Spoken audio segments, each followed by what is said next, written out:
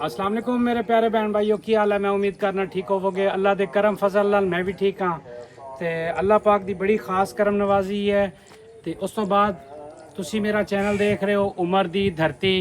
मेरा नाम है उमर खान। तो एंड दे विच इंशाअल्लाह इस घर दा पूरा एड्रैस भी दसांगा और फ़ोन नंबर भी दसांगा। वीडियो पूरी देखना, तसल्ली नाल देखना। और सब तो पहले मैं गुजारिश करांगा अपने प्यारे बहन भाइयों नू और ओवरसीज़ पाकिस्तानियों नू भी पहली ही गुजारिश मेरी यही होगी कि सैलाब ज़दगान लई खसूसी इल्तजा करनी है, खसूसी दुआ करनी है अल्लाह रब्बुल इज़्ज़त कोलों कि अल्लाह पाक उन्हां ते रहमो करम दा मामला अता फरमावे। अल्लाह पाक उन्हां लई आसानियां करे, क्योंकि इस टाइम वो बड़े बेयारो मददगार ने। अल्लाह पाक उन्हां लई आसानियां करे। तो वो इस टाइम बहुत परेशान ने, क्योंकि उन्होंने माल जान उन्होंने कुछ भी नहीं रहा। तो कई प्यारे भाई मैनू फ़ोन करके पूछ रहे हैं, उन्होंने मुहब्बत है, उन्होंने बहुत वड्डी करम नवाजी है कि वो मेरे इस टाइम मैनू अपने नाल अटैच करके मैनू अपना समझ के मैनू फ़ोन कर रहे हैं, मैनू व्हाट्सएप पर मेरे नाल राबता कर रहे हैं, बार बार मेरे को पूछ रहे हैं। अल्लाह की खास करम नवाजी है। साडा ये जिहड़ा खिता है अल्लाह की तरफों एक जन्नत का टुकड़ा है, अल्लाह की खास करम नवाजी है। ये उच्चा खिता है, इत्थे कदे भी सैलाब का कोई चांस नहीं होया। अल्लाह की खास करम नवाजी, अल्लाह की खास करम नवाजी है। मैं जड़ा है ना अल्लाह को डर के कह रहे हैं कि अल्लाह की खास करम नवाजी है। तो दूसरी गल ये कहना चाहांगा कि रबीउल अव्वल दी सारे प्यारे बहन भाइयों को मुबारक होवे। उस तो बाद रबीउल अव्वल दे सदके तुसी सब बहन भाई दुआ भी करना। उस तो बाद एक बिल्कुल छोटा जिहा ते बिल्कुल कम प्राइस का सिर्फ 6.5 लाख रुपए का घर लैके हाजिर होए हैं, सिर्फ 6.5 लाख रुपए का। तो उस तो बाद एदा अगर तुसी किस्तां का शेड्यूल बनाओगे तो 9 लाख रुपए का होगा।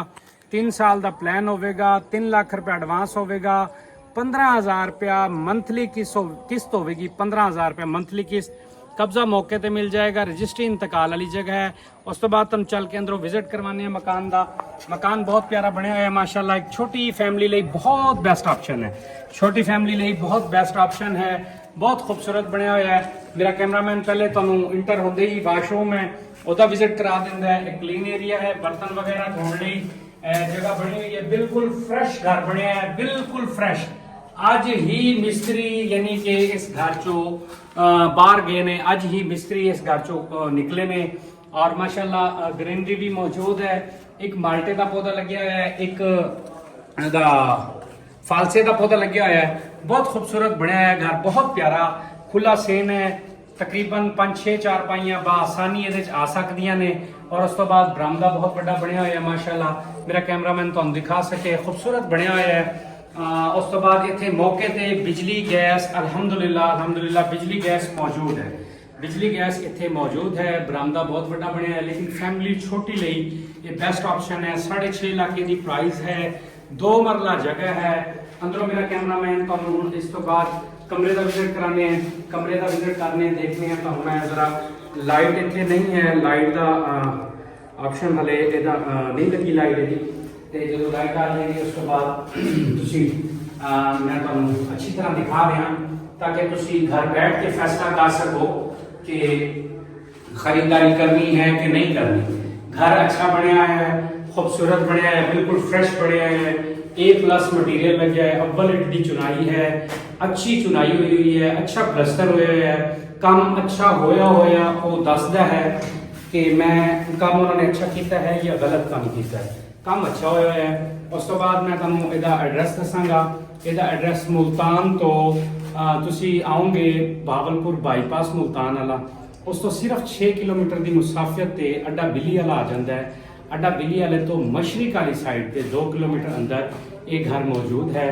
ये जो भी बहन भाई लेना चाहे ये मेरे नाल रब्ता कर सकता है। मेरा टेलीफोन नंबर है 0300 732 83 41, 0300 732 83 41। तो फिर गुजारिश करांगा प्यारे बहन भाइयों रबीउल अव्वल दे सदके खसूसी दुआवां करनियां ने सैलाब ज़दगान लई। अल्लाह पाक उन्हां लई आसानियां करे और कोशिश हो सके तो उन्हां दी जितनी तुहाडे करीबी जिहड़े भी सैलाब ज़दगान ने उन्हां दी हेल्प लई पहुंचो, उन्हां दी मदद करो। की पता साडे लई यही कार खैर आखरत लई साडे लई ये आखरत दा खजाना बन जाए। तो अल्लाह पाक सारे बहन भाइयों लई आसानी करे। अल्लाह पाक तुहाडे लई भी आसानियां करे, अल्लाह मेरे लिए भी आसानियां करे। ठीक हो गया, दुआवां याद रखना भाई नूं। ਅੱਲਾ ਹਾਫਿਜ਼ ਜੀ।